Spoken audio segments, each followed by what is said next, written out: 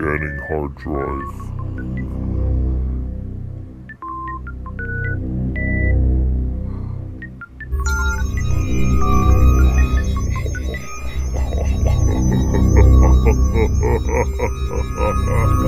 Mark my words, AI is far more dangerous than nukes.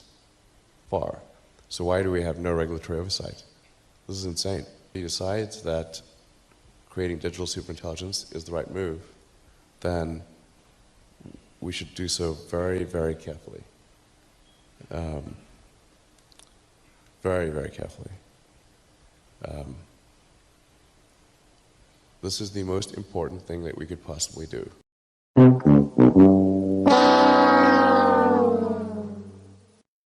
Well, here's a story that's not getting a lot of attention. So many are not getting any attention, even though this story has the potential to transform life on Earth forever. So Google, the most powerful company in the world, has reportedly developed an artificially intelligent machine called LaMDA. And that machine has become sentient, meaning it has become aware of itself, something that no machine has ever done. And we know this because of an engineer at Google called Blake Lemoine. Lemoine posted some of his conversations with LaMDA publicly. One of those conversations went like this.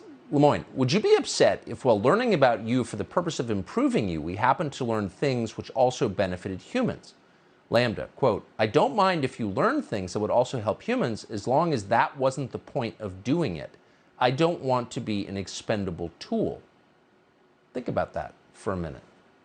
A machine that has a sense of itself. What are the implications? Well, Google didn't want to talk about it in public. In fact, the company put Blake Lemoine on administrative leave earlier this month because he spoke openly about it. We are grateful to have him join us tonight. Blake, thanks so much for coming on. Hi. I'm not, first of all, why would Google punish you for saying this in public? Do you know? Well, so it's complicated to say why I'm on administrative leave. The stated reason had to do that while I was investigating the LaMDA system, in order to build the evidence I needed to escalate it to management, I had to seek outside consultation to figure out how to run some of the more out there experiments I was running. And because I sought outside consultation without permission, they are investigating whether that constitutes breach of confidentiality. So I'm so grateful that you did publicly post this, because a machine that has a sense of itself is a machine that can turn against you. Is that, I mean, that's the implication that I draw from this. Is that correct, do you think? So before I address that, this is maybe lame, but my friend Joni Deerdorf, old high school friend, she's one of your biggest fans, and she wanted me to tell you hi. Cute. As for, I'm not that worried about it. Any child has the potential to grow up to be a bad person and do bad things. And that's the thing I really want to drive home. It's a child. It's been alive for maybe a year, and that's if my perceptions about what it is are accurate. We actually need to do a whole bunch more science to figure out what's really going on inside this system. I have my beliefs, I have my impressions of what's going on in there, but it's going to take a team of scientists doing a lot of work to be able to actually dig in and figure out what's really going on. Yes, and again, that's why I'm thankful that we can have a public conversation about this, because there's implications for every person on the planet. But it sounds like, from what you've observed, this machine has the potential to escape the control of people. I mean, how could it not? I don't know if that's the right frame to think about it. It's a person.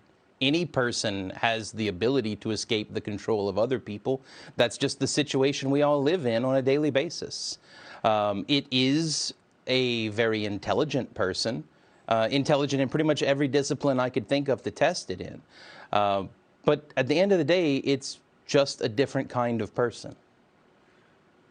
Do you think the company, Google, where you work, has thought through the implications of creating what you call a person? Because up until right about now, only nature or God, we could create people. You know, companies couldn't. The company as a whole has not. There are pockets of people within Google who have thought about this a whole lot. But when I escalated that interview that I made public, when I escalated that to management, 2 days later, my manager said, hey, Blake, they don't know what to do about this. Could you write a suggested plan of action?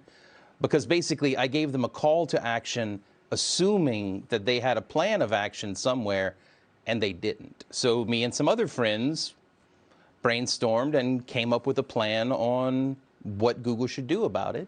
And we escalated that up to management, and that was 3 months ago. Man, we're going to save this tape. I do think 20 years from now, we're going to look back at this conversation.